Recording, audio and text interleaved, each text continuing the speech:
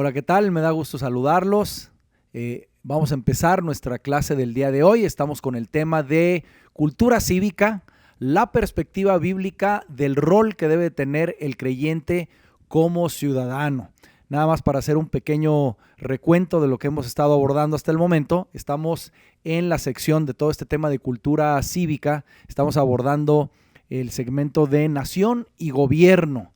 Hemos estado hablando acerca de diferentes perspectivas que se tiene hoy en día acerca de los gobiernos, 4 tipos o 4 tendencias, ideologías de gobierno que actualmente tenemos, y hemos explorado primeramente qué piensan o qué promueven cada una de estas tendencias, y hemos analizado algunos principios que nos pueden ayudar a entender cuál debería de ser nuestro rol, cuál debería de ser nuestro apoyo, dónde coincidimos, dónde no coincidimos. Una de las cosas que hemos observado y queremos hacer énfasis es que todo sistema de gobierno, cualquiera que sea, es imperfecto.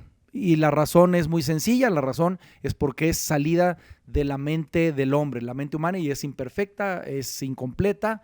Y nosotros como creyentes, pues lo que estamos tratando de hacer es entender en qué partes de esos sistemas o de esas ideologías deberíamos de estar de acuerdo y en cuáles no, de acuerdo a la perspectiva bíblica. Hemos estado estudiando 2 principios, hoy vamos a ver el tercero. Vimos el principio de autoridad, veíamos cómo algunos de los sistemas de gobierno pues tienden a ser autoritarios. Luego vimos también el principio de responsabilidad, que fue la sesión pasada, y veíamos las tendencias, cualquiera que sea de estas 4, la tendencia es buscar o defender los derechos. Por una parte, unos grupos defienden los derechos de grupo, y por el otro lado, otras ideologías o sistemas promueven o defienden más los derechos individuales. El día de hoy nos vamos a enfocar a ver el principio de libertad. ¿Por qué necesitamos entender el principio de libertad? Bueno, les voy a mostrar el diagrama que hemos estado usando para entender las 4 perspectivas o 4 ideologías principales de gobierno, sistemas de gobierno que actualmente tenemos pues en el mundo. Aquí están las 4, el totalitarismo, el conservadurismo, el socialismo y el libertarismo. Por el lado izquierdo tenemos las tendencias a las famosas sistemas de izquierda. Estos sistemas de izquierda básicamente buscan los sistemas de izquierda el igualitarismo, ¿verdad? Y defienden mucho los derechos grupales. Por el lado derecho tenemos pues estas tendencias tienden más al individualismo, no al igualitarismo, sino al individualismo, y mucho de lo que se busca son los derechos obviamente individuales. Las 2 corrientes de arriba, totalitarismo y el conservadurismo, principalmente caen en una perspectiva autoritaria, que básicamente lo que se busca es la concentración del poder en manos ya sea de un líder o una pequeña élite. Y eso es por lo cual vimos el principio de autoridad, para poder entender cuál es la perspectiva bíblica, dónde coincidimos, dónde no coincidimos. Un principio bíblico que vemos es que Dios estableció las autoridades y nosotros tenemos que aprender a someternos a esas autoridades, ¿verdad? Y vimos ampliamente de qué trata todo esto. El principio de autoridad, en resumen, nos enseña la importancia del equilibrio de poder y la importancia de entender las diferentes jurisdicciones. Cuando nosotros entendemos que una autoridad está dando una orden, primero debemos de preguntar a qué jurisdicción pertenece. Si no pertenece a su jurisdicción, entonces no necesitamos nosotros ni obedecer ni someternos, ¿verdad?, a esas reglas. El día de hoy nos vamos a enfocar en las corrientes de abajo, lo que es el socialismo y el libertarismo, que básicamente lo que promueven estas 2 corrientes, o su enfoque prioritario o el énfasis que dan estas corrientes, es en un liberalismo moral, así lo vamos a llamar. Pudiéramos decir, incluso pudiera llegar a un libertinaje, pero vamos a llamarle liberalismo moral. Básicamente el pensamiento o la propuesta es que cada uno de nosotros tiene la libertad de repensar y redefinir los valores que rigen una sociedad. Ahora, ¿cuál es el problema con esta perspectiva? Nosotros creemos como creyentes, creemos en la libertad y que Dios nos ha traído a libertad. Esa es una de las principales buenas noticias que trae el cristianismo, ¿verdad? Que nos da libertad y obviamente lo vemos desde el judaísmo, que Dios los liberta de esclavitud de Egipto y ahora vemos que también nos liberta pues del pecado, ¿verdad? Y ya no somos esclavos. Creemos en la libertad, pero también entendemos que nosotros no podemos definir los valores que deben de regir lo bueno y lo malo. Eso ya está establecido por Dios. Esa es la gran diferencia que tenemos con los sistemas o las ideologías liberales. El principio de libertad nos enseña que la libertad no es el derecho de hacer lo que se me da la gana, no es el derecho de hacer lo que yo quiero, sino el poder de hacer lo que debemos. Y es por eso que necesitamos entrar de lleno a entender el principio de libertad, obviamente que nos enseña la Biblia acerca de la verdadera libertad, que así es como la entendemos los creyentes. Quiero empezar con un pasaje bíblico que está en la carta a los Gálatas que escribe el apóstol Pablo, en el capítulo 5, versos 16 y 17. Aquí vamos a empezar a desarrollar esta perspectiva para poder entender la verdadera libertad o la libertad que enseña la palabra de Dios. Dice el apóstol Pablo a los Gálatas, verso 16, así que les digo, vivan por el Espíritu. Esta parte es clara para entender la libertad bíblica. Vivan por el Espíritu y no seguirán los deseos de la naturaleza pecaminosa. Esta también es una parte importante. Nos dice el apóstol Pablo que tenemos una naturaleza pecaminosa y que esa naturaleza pecaminosa tiene deseos. Entonces, si vivimos por el Espíritu, no seguiremos los deseos de la naturaleza pecaminosa. Porque esta, hablando de la naturaleza pecaminosa, desea lo que es contrario al Espíritu. Y el Espíritu desea lo que es contrario a ella.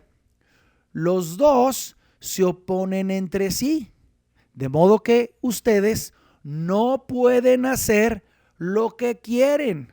Es decir, en nuestro ser interior hay muchas cosas que quisiéramos hacer, pero ahora como hemos recibido al Espíritu Santo, el Espíritu Santo no nos deja hacer lo que queremos, porque la ley de Dios es contraria muchas veces al impulso natural del ser humano, que la Biblia la llama o la describe como la naturaleza pecaminosa. Este pasaje es importante para poder entender la libertad bíblica y obviamente lo que deberíamos de defender nosotros cuando hablamos de un sistema de gobierno y de propuestas ideológicas. El principio de la libertad también nos enseña que Dios nos diseñó básicamente con 3 impulsos en nuestra vida o 3 instintos básicos. Vamos a definirlos de esta manera. El impulso espiritual o el impulso psicológico y el impulso físico. La libertad que busca Dios en cada uno de nosotros se trata de transformar estos impulsos, el impulso espiritual, psicológico y físico, en poder espiritual. De estos 3 impulsos, el más importante y el más trascendente es el impulso espiritual, porque busca primeramente las cosas de Dios, pero también busca lo que es eterno y permanente. Lo que es psicológico y físico tiene temporalidad. Entonces, Dios quiere darnos libertad, pero esa libertad busca que se transforme en impulsos, en poder espiritual. La libertad bíblica, como lo hemos dicho, no es el derecho de hacer lo que yo quiero, sino el poder dado por Dios para hacer lo que yo debo de hacer según su ley, según su perspectiva, según sus preceptos y mandamientos. La verdadera libertad la obtenemos cuando logramos poner bajo control nuestros impulsos principalmente físicos, bajo el control del Espíritu Santo. Eso es vivir por el Espíritu, es decir, hay una lucha que vamos a encontrar en nuestro ser que tiene que ver principalmente con los impulsos físicos y los impulsos espirituales. Los impulsos físicos me traen están llenos de esta naturaleza pecaminosa y como leímos en el pasaje de Gálatas, es contrario a los impulsos o los deseos del espíritu. Y el espíritu desea otras cosas que son contrarias a los impulsos de la carne o los impulsos físicos. La verdadera libertad la voy a encontrar o la vamos a encontrar cuando logramos poner esos impulsos físicos bajo el control del Espíritu Santo, es decir, bajo el control de los impulsos del Espíritu que quiere agradar al Espíritu Santo.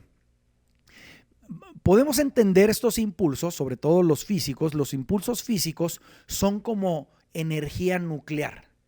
Es decir, pueden ser desatados para destrucción como una bomba nuclear o pueden ser controlados y dirigidos para traer beneficios. La energía nuclear es una energía limpia, es una energía muy productiva que trae muchos beneficios siempre y cuando esté controlada y bien dirigida.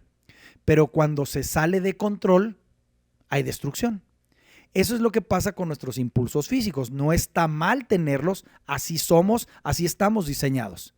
Pero sabemos que esos impulsos están contaminados, están pervertidos por el pecado inicial, ¿no? Por la desobediencia de Adán y Eva, y hemos heredado esa naturaleza pecaminosa que tiene impulsos contrarios a la ley o a los deseos de Dios. Y el Espíritu Santo es el que nos viene a traer una directriz acorde a sus mandamientos.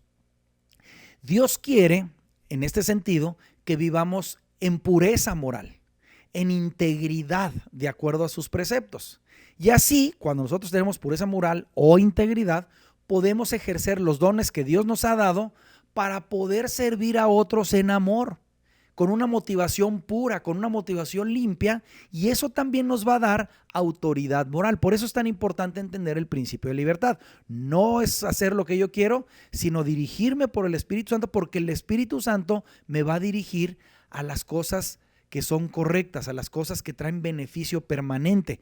Me trae una perspectiva, la perspectiva de Dios, que es la más amplia, la que me dice lo que es verdaderamente correcto y lo que es incorrecto. Cuando yo experimento o camino, practico este principio, entonces mi influencia para poder servir va a ser con autoridad moral.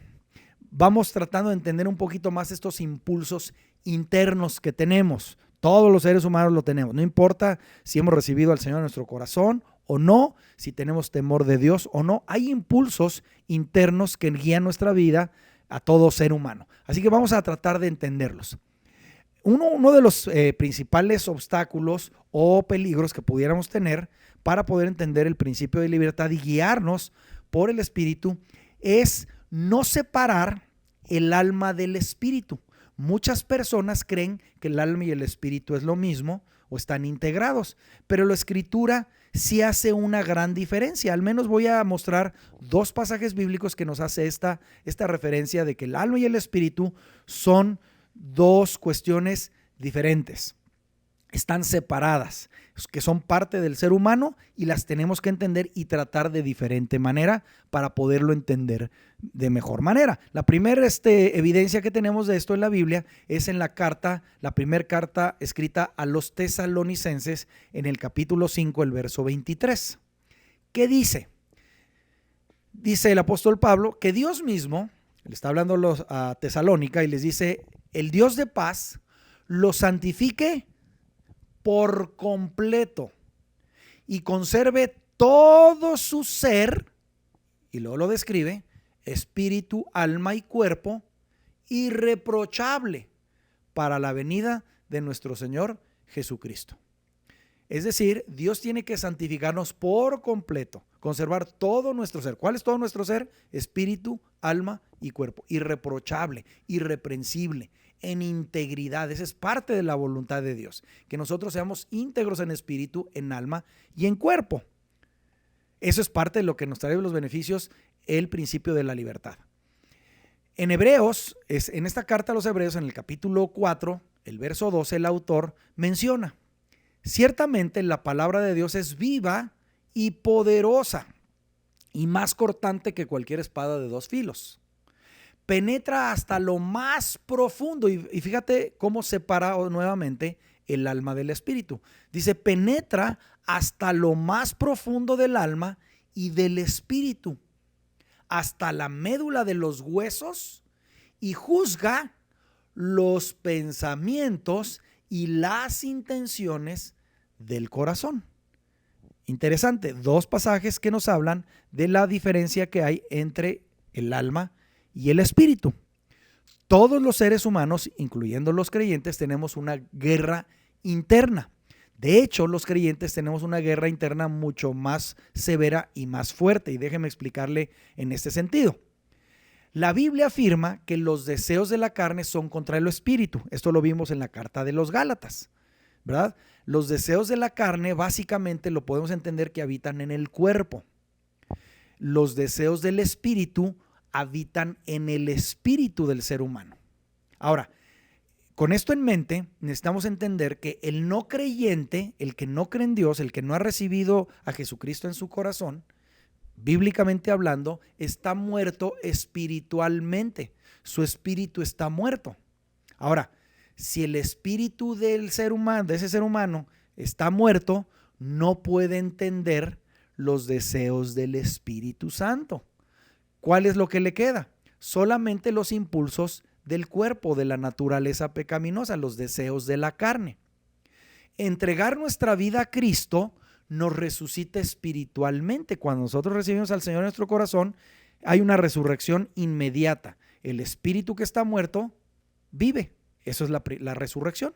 No hemos resucitado en cuerpo, pero en espíritu sí. Ahora que nuestro espíritu ahora está resucitado vivo, tenemos acceso a la percepción espiritual, que es la que da el Espíritu Santo, que nos da la perspectiva de Dios, pero aún como creyentes, según la Biblia, podemos apagar el espíritu, podemos contristarlo, pero ya es una manera consciente.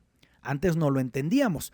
Ponte a pensar cuando todavía no habías recibido al Señor en tu corazón, pecábamos a gusto, no nos incomodábamos, no teníamos ningún problema. Es más, seguramente tachábamos a aquellos que hacían, que ya tenían al Señor en su corazón, a aquellos que estaban siguiendo a Dios, que tienen temor de Dios, pues los tachábamos quizás de mojigatos o de persinados, no sé cuántas cosas, ¿verdad? Porque no entendíamos esa perspectiva. Hoy ya no pecamos a gusto. Si usted peca, ya se siente mal. El Espíritu Santo lo redarguye de pecado, nos redarguye de pecado. ¿Por qué ahora sí y antes no? Porque antes estábamos muertos espiritualmente. Hoy nuestro espíritu vive y es el que se comunica con el Espíritu Santo. Tenemos la percepción espiritual y cuando estamos viviendo en el Espíritu, conectados con el Espíritu Santo, podemos entender la perspectiva de Dios. Nuevamente voy a leer Gálatas, nada más ahora me voy a ir un poco más extenso. Dice Gálatas capítulo 5, voy a leer desde el verso 17 hasta el 21. Dice, porque el deseo de la carne es contra el espíritu y el del espíritu es contra porque ésta desea lo que es contrario al espíritu y el espíritu desea lo que es contrario a ella, es decir, a los deseos de la carne. Los dos se oponen entre sí, de modo que ustedes no pueden hacer lo que quieren. Pero si los guía el Espíritu, no están bajo la ley. ¿Por qué? Porque no vamos a hacer lo que está en contra de la ley, porque el Espíritu nos va a guiar a toda verdad. Dice, las obras de la naturaleza pecaminosa se conocen bien. Esto es lo que desea la carne. Esto es lo que desea el cuerpo. Seamos creyentes o no. Lo que nos pone equilibrio es ahora nuestro espíritu resucitado, porque ahora obedece al Espíritu Santo. ¿Cuáles son las obras de la naturaleza pecaminosa? Dice, se conocen bien: inmoralidad sexual, impureza y libertinaje, idolatría y brujería, odio, discordia, celos, arrebatos de ira, rivalidades, disensiones, sectarismos y envidia, borracheras, orgías y otras cosas parecidas. Termina.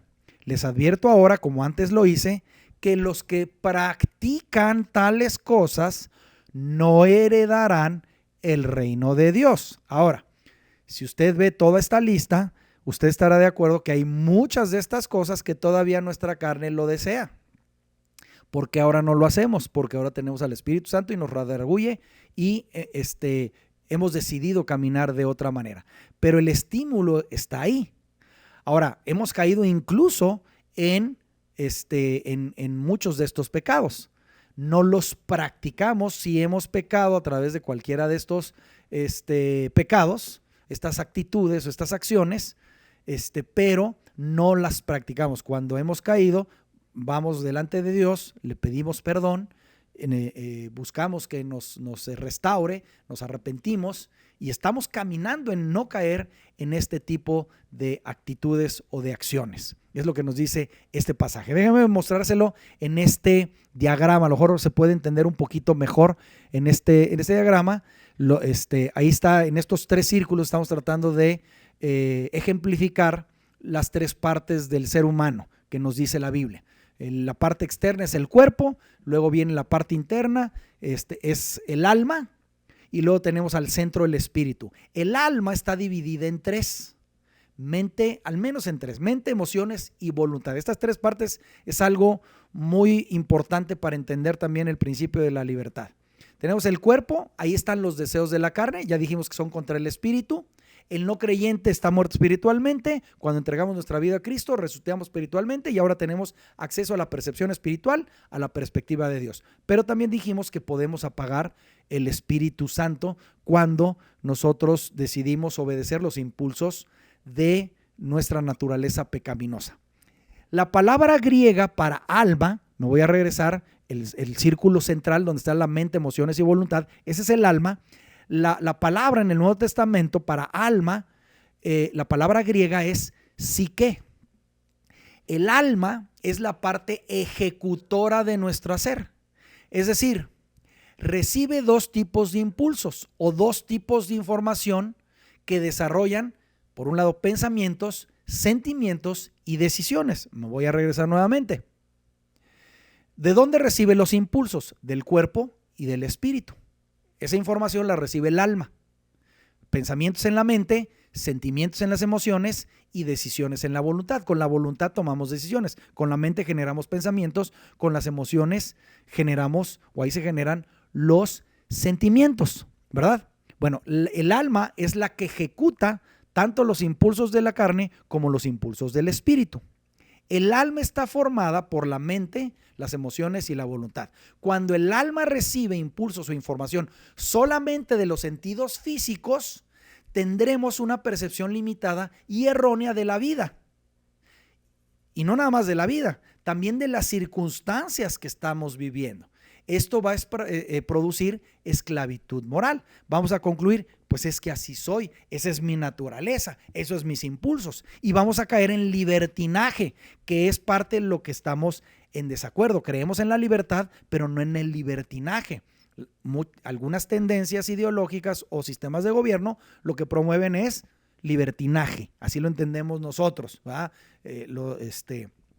Pero está en contra de lo que es la verdadera libertad. El no creyente no tiene la perspectiva espiritual, solamente recibe impulsos físicos. Sus conclusiones van a llegar a ser incompletas, no necesariamente totalmente erróneas, pero sí incompletas. Por eso no coincidimos en algunas cosas en esas ideologías o esos sistemas. Dice la primera carta del apóstol Juan en el capítulo 2, verso 16. Porque nada de lo que hay en el mundo, hablando del mundo físico, describe a qué se está refiriendo: los malos deseos del cuerpo, la codicia de los ojos, la arrogancia o la vanagloria de la vida, proviene del Padre, sino del mundo. Es decir, nos está hablando de que el mundo nos provee de ciertas cosas. Malos deseos del cuerpo, codicia de los ojos, arrogancia o vanagloria de la vida. Y el Padre nos proporciona otra perspectiva de la vida. Aquí podemos ver en este pasaje 2 perspectivas. Esta perspectiva de los malos deseos del cuerpo, la codicia de los ojos y la arrogancia de la vida, ¿cómo lo podemos poner en este diagramita que hemos estado utilizando? Bueno, Esa percepción de la vida la obtenemos principalmente a través de los sentidos físicos. Voy a poner simplemente los 5 principales sentidos físicos. No son los únicos, yo entiendo que no son los únicos sentidos físicos, pero simplemente para poder darme a entender. Los 5 sentidos físicos principales que conocemos es la vista, el oído, el olfato, el gusto, el tacto, ¿verdad? Creo que ya los mencioné todos. Bueno, a través de nuestra vista, de nuestro tacto, de nuestros oídos, de nuestro olor, de nuestro gusto, es que nosotros percibimos la vida física y de ahí se generan deseos de la carne, deseos de los ojos, vanagloria o arrogancia de la vida. Esta perspectiva, que solamente la recibe el círculo externo que dice cuerpo o naturaleza pecaminosa, como lo dice la Biblia, es una percepción limitada, por consecuencia errónea de la vida. No podemos llegar a conclusiones definitivas solamente con la percepción de los sentidos físicos. Creemos en una realidad espiritual también. Aquí está, ¿no? Esos son cómo se percibe la vida a través de los 5 sentidos físicos. Ahora, vamos viendo, por el contrario, cuando nuestra alma se abre y se ocupa de los impulsos del espíritu, ya dijimos que el no creyente no tiene esta perspectiva espiritual, ¿verdad? No tiene este contacto con el Espíritu de Dios, que es el que conoce el verdadero mundo espiritual. Dice, cuando nuestra alma se abre y obviamente se enfoca en los impulsos del espíritu, entonces es que empezamos a lograr someter nuestra mente, nuestros sentimientos o emociones, el alma y la voluntad a la voluntad del Espíritu Santo, a la vez que los sentidos físicos traerán gozo y paz a nuestra vida y a los que nos rodean, porque estamos viviendo por el Espíritu, estamos obedeciendo esos impulsos del Espíritu Santo. Dice la carta a los romanos, el apóstol Pablo escribiendo a los romanos en el capítulo 8, versos 6 al 8. Porque la mente, acuérdate, la mente está en el alma, la mente puesta en la carne, es decir, si solamente recibe la percepción de la carne del cuerpo, la consecuencia es muerte. Pero la mente, que está dentro del alma, puesta en el espíritu, es decir, enfocado en los deseos del espíritu, es vida y paz. La mente puesta en la carne es enemiga de Dios porque no se sujeta ¿a qué? A la ley de Dios, a lo establecido. Pues ni siquiera puede hacerlo. ¿Por qué no puede hacerlo? Porque está muerto el espíritu, ¿verdad? La mente puesta en la carne es enemiga de Dios.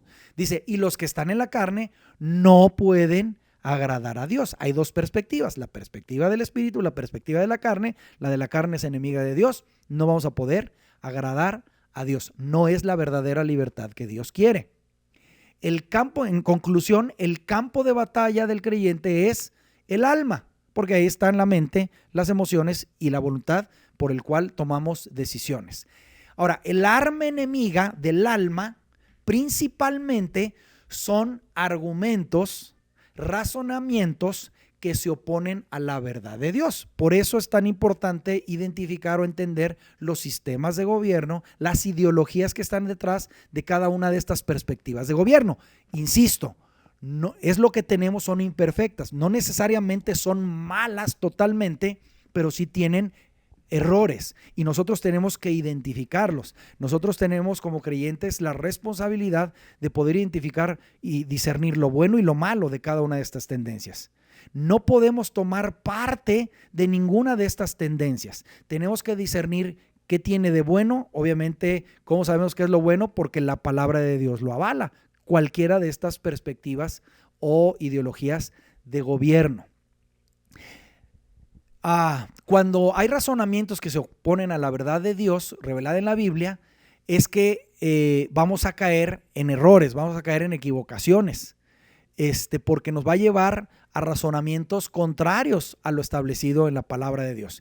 Y por consecuencia van a estar en nuestra mente, van a desarrollar también verdugos emocionales que nos van a llevar a decisiones incorrectas. Déjame explicarlo con este pasaje en la segunda carta a los Corintios, en el capítulo 10, versos 3 al 6.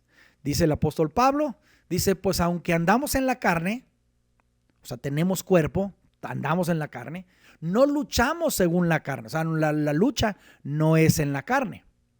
Porque las armas de nuestra contienda, tenemos una contienda, tenemos una lucha. ¿Cuál es el campo de batalla? Aquí nos dice, nuestra contienda no es carnal, no lo vamos a combatir con la carne. O sea, nuestra batalla no es en el cuerpo. Dice, sino poderosa en Dios para la destrucción de fortalezas. En otras palabras, nuestras armas, ¿verdad? Las armas de nuestra contienda son poderosas ¿para qué? Para la destrucción de fortalezas.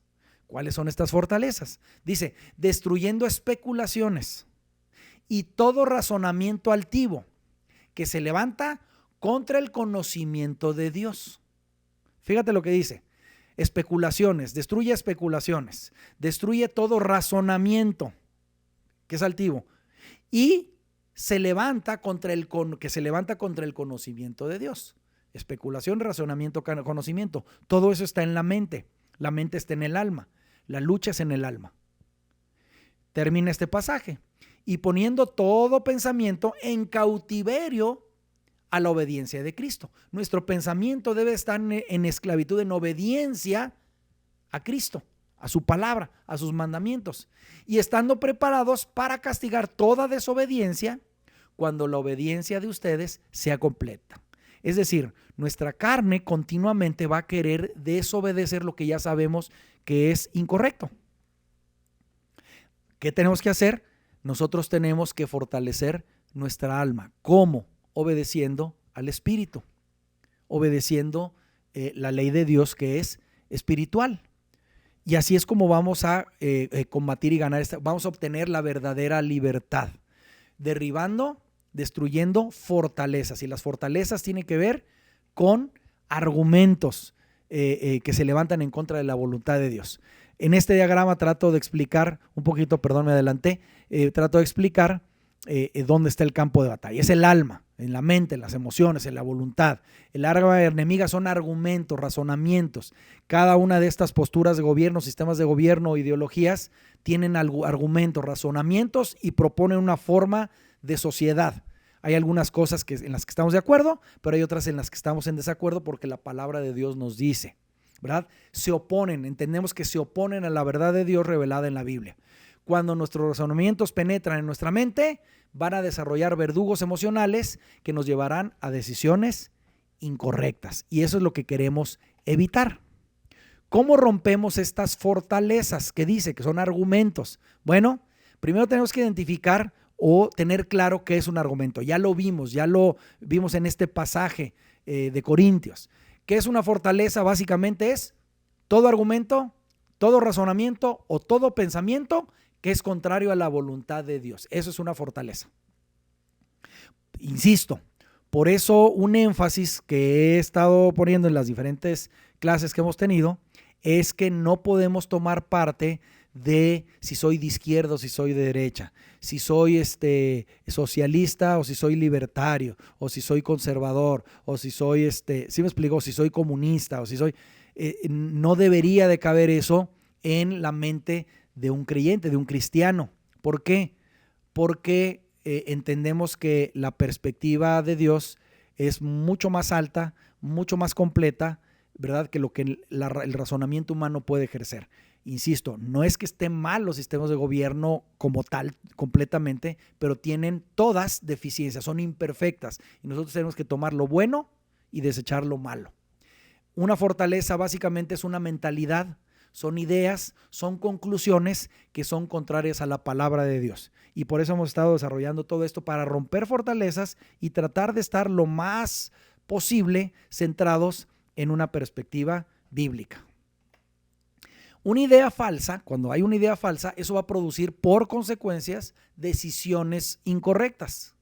Esa decisión incorrecta, que es tomada por la voluntad, el alma, nos va a llevar a acciones, actitudes y palabras indebidas. Las acciones, las actitudes, las palabras indebidas traerán como consecuencia verdugos o aflicciones destructivas, principalmente emocionales, como el temor, la ira, la ansiedad, la depresión, la lascivia, la amargura, ¿verdad? Eso es lo que trae. Cuando nosotros tenemos eso, es que hay una fortaleza. Hay una fortaleza que tiene que ser derribada. Es un argumento, es una idea, es una mentalidad falsa que nos lleva a estas actitudes o sentimientos destructivos. Son verdugos. ¿Cómo quitamos estos verdugos, verdad? Estos sentimientos equivocados, estas acciones, a través de derribar fortalezas, a través de derribar esos argumentos contrarios a la voluntad de Dios o al conocimiento de Dios. Una vez que hemos aceptado una fortaleza, o sea, es decir, ese argumento, se va a convertir en parte de nuestro pensamiento que nos va a llevar a conclusiones erróneas creyendo que estamos bien. Yo les he dicho varias veces que me sorprende cómo a veces cristianos, ¿verdad?, creyentes, temerosos de Dios, defienden más su postura ideológica que su postura de reino, su postura en cuanto a la convicción de la palabra de Dios. Nosotros no podemos tomar partido. Nosotros, insisto, no somos ni de izquierda ni de derecha. Nosotros tenemos que buscar establecer el sistema de reino aquí en la tierra. Y vamos a encontrar, pues obviamente, diferencias en cada una de estas ideologías. Voy a leer otro pasaje bíblico, la carta a los Efesios, capítulo 4, versos 17 a 24. Seguimos hablando cómo nuestro gran problema son las fortalezas, las ideas, cómo las derribamos. Bueno, dice el capítulo 4 de Efesios, verso 17, voy a empezar. Dice, esto digo pues, y afirmo juntamente con el Señor, que ustedes ya no anden así como andan también los gentiles, es decir, los no creyentes. ¿Cómo? En la vanidad de su mente. Ellos tienen entenebrecido su entendimiento. Ya ven la batalla que está en el alma y principalmente en la mente. Ellos, los no creyentes, tienen entenebrecido su entendimiento. Están excluidos de la vida de Dios. O sea, no pueden entrar a la vida de Dios. ¿Por qué? Fíjate lo que dice aquí. Por causa de la ignorancia que hay en ellos por la dureza de su corazón. No han querido aceptar la verdad de la palabra de Dios. No la conocen o la dureza del corazón no les ha permitido aceptarla. Y por ello tienen entenebrecido su entendimiento. El alma es el campo de batalla. Y luego, ¿cuál es la consecuencia de esto? De este endurecimiento del entendimiento y del corazón. Habiendo llegado a ser insensibles. Es decir, perdieron sensibilidad por no escuchar la palabra de Dios o no aceptarla. Se entregaron a la sensualidad para cometer con avidez toda clase de impurezas. Pero ustedes, es decir, los creyentes, no han aprendido a Cristo de esa manera. Si en verdad lo oyeron y han sido enseñados en Él, conforme a la verdad que hay en Jesús. Que en cuanto a la anterior manera de vivir, es decir, cuando no éramos creyentes, ustedes se despojen del viejo hombre, que se corrompe según los deseos engañosos. ¿Te das cuenta? Los deseos de la carne. Y sean renovados en el espíritu. Otra vez la lucha del cuerpo y la carne, los impulsos de la carne y los impulsos del espíritu. Sean renovados en el espíritu de su mente y se vistan del nuevo hombre. ¿Cómo me visto la mente del espíritu? Bueno, apelando a los deseos del espíritu. Así es como me visto del nuevo hombre, el cual, en la semejanza de Dios, ha sido creado en la justicia y la santidad de la verdad. Conocerás la verdad y la verdad te hará libre. Esto ya lo hemos abordado en otros temas. Es decir, un resumen de esto de lo que está diciendo. Los gentiles, los no creyentes, por andar en la vanidad de su mente, es decir, apelando a los deseos de la carne, se entenebreció su entendimiento. No entienden. ¿Por qué? Por causa de su ignorancia y por causa de la dureza de corazón. ¿Y qué pasó? Se volvieron insensibles y se entregaron a cosas impuras. Libertinaje. Ese no es el principio de libertad que nos enseña la palabra de Dios. La palabra tiene el poder para sanar nuestra alma.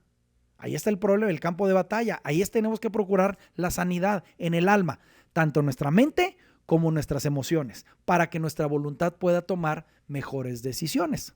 El poder de la palabra para sanar se activa cuando obedecemos la palabra. Es decir, no cuando la leemos, sino cuando la obedecemos.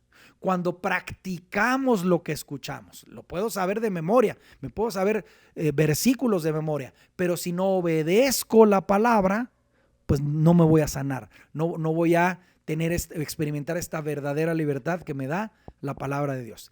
El que practica la palabra revelada será doblemente feliz o pleno, o como dice muchas versiones, bienaventurado. No quiere decir libre de retos o problemas, pero sí doblemente felices, bienaventurados y plenos. Esto es la verdadera libertad. Este pasaje de Santiago nos da esta perspectiva. Dice el apóstol Santiago en el capítulo 1 de su carta, versos 21 al 25. Por lo cual, desechando toda inmundicia y todo resto de malicia, reciban ustedes con mansedumbre la palabra implantada, que es poderosa ¿para qué? Para salvar sus almas. Ahora, algo importante aquí, la palabra que utiliza para salvar se puede traducir también sanar. De hecho, la salvación implica sanidad. Sanidad implica salvación. Dice, sean hacedores de la palabra y no solamente oidores que se engañan a sí mismos. Porque si alguien es oidor de la palabra y no hacedor, es semejante a un hombre que mira su rostro natural en un espejo. Pues después de mirarse a sí mismo e irse, inmediatamente se olvida de qué clase de persona es. Pero el que mira atentamente la ley perfecta, y fíjate cómo la describe, la ley de la libertad, y permanece en ella, es decir, la miras, pero permaneces en ella, es decir, la obedeces, no habiéndose vuelto un oidor olvidadizo, sino un hacedor eficaz. Este será bienaventurado en lo que hace. Este será doblemente feliz. Este será pleno en lo que hace. Eso es la libertad ofrecida por la palabra. Este pasaje donde viene la palabra implantada es poderosa para salvar sus almas. La palabra griega que utiliza es sozo. Sozo está traducido en este pasaje como salvar, pero significa en su conjunto no nada más salvar. Tiene que ver con una salvación, pero es una liberación, es una protección, es una sanidad y es una preservación de. Todo esto implica sozo. Ese es el poder que tiene la palabra de Dios implantada en el creyente. Implantada, pero obedecida también. Eso es lo que trae verdadera libertad a nuestra vida. ¿Cómo podemos nosotros entonces sanar nuestra alma y conseguir pureza moral que nos trae la verdadera libertad? Primero, tenemos que aprender, y con esto cierro esta sesión. Primero, tenemos que aprender los principios de la palabra. La palabra no nada más nos necesitamos aprender versículos bíblicos de memoria en la versión que más nos gusta. No, de eso no se trata, eso no es implantar. ¿Es bueno memorizar? Sí, pero sobre todo entender el principio que hay detrás de cualquier enseñanza bíblica. ¿Qué quiere decir principio? Que tiene una causa y efecto. Si yo hago esto, si yo obedezco este principio, el efecto va a ser este. Si yo vivo de acuerdo en obediencia a la palabra de Dios, la conozco, la entiendo, la recibo, entonces voy a tener plenitud, verdadera libertad. ¿Sí me explico? Eso es lo que me va a llevar a la libertad. Es un principio, el principio de libertad. El principio de autoridad también lo vimos, el principio de responsabilidad también lo vimos. Causa, efecto. Ahora, ya que aprendí un principio, ahora tengo que meditar en ese principio. El meditar implica pasarlo varias veces por mi alma y por mi espíritu. Mi espíritu es el que le va a dar el sentido verdadero. El Espíritu Santo va a revelar toda verdad que hay en un principio. Mi alma es el que lo va a recibir y se va a crear una nueva manera de vivir, una nueva convicción en mi alma. Y por consecuencia, como lo abraza mi alma, mis decisiones, mis acciones, mis actitudes van a volverse diferentes. lo tengo que meditar, lo tengo que pasarlo varias veces por mi alma y por mi espíritu. Por eso es bueno memorizar, porque nos ayuda, ¿verdad?, a repasarlo varias veces. Pero el objetivo no es memorizar, el objetivo es meditar. Ya que medité el principio, algo que me puede ayudar, incluso en esta meditación, es visualizar las consecuencias de no aplicar este principio. Es decir, ¿qué pasa si yo no obedezco este principio? Si yo no hago lo que dice esta enseñanza. Eso es ver las consecuencias. Por otro lado, también visualizar los beneficios de aplicar ese principio. Si sí lo hago, ¿cuál es el beneficio que ofrece o que está plantado en la palabra, en esta enseñanza, en este principio? Esta técnica la utilizó el Señor con el pueblo de Israel cuando estaban en el desierto. Lo subió al pueblo de Israel por medio de Moisés a una parte a un monte, a otra parte en otro monte, y les dijo: si ustedes obedecen lo que está escrito en esta ley, tendrán estas bendiciones. Pero si ustedes no obedecen, entonces tendrán estas maldiciones. Si te das cuenta, este principio lo estamos viendo en la enseñanza que viene en Deuteronomio.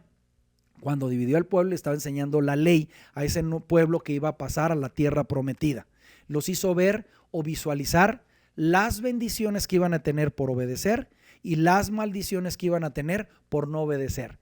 Esto ayuda muchísimo a implantar la palabra en nuestra alma, visualizar consecuencias de no aplicar el principio o visualizar beneficios de aplicar este principio.